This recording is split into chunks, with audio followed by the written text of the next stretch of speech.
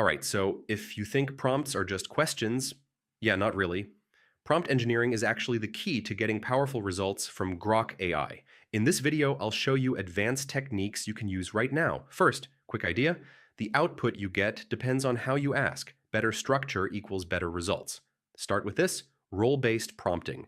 Tell Grok who it should act like. Prompt, act as a senior business analyst and provide a detailed market breakdown. Next, use structure. Break your prompt into sections like goal, context, and output format, goal, context, constraints, and output. This makes results way more accurate. For complex tasks, ask it to think step by step. This improves reasoning and accuracy.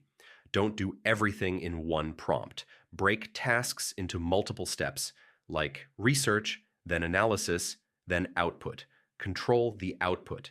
Tell Grok exactly how to respond, like bullet points, tables, or summaries. Add constraints, limit word count, tone, or format to get cleaner results.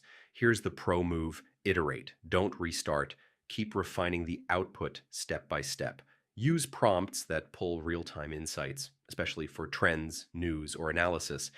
Best results come from combining techniques like role plus structure plus step-by-step reasoning. So yeah, once you master prompt engineering, Grok becomes way more powerful. It's not just about asking, it's about how you ask. And if this helped you out, don't forget to like, share, and subscribe. Yeah, more advanced AI guides coming soon. All right.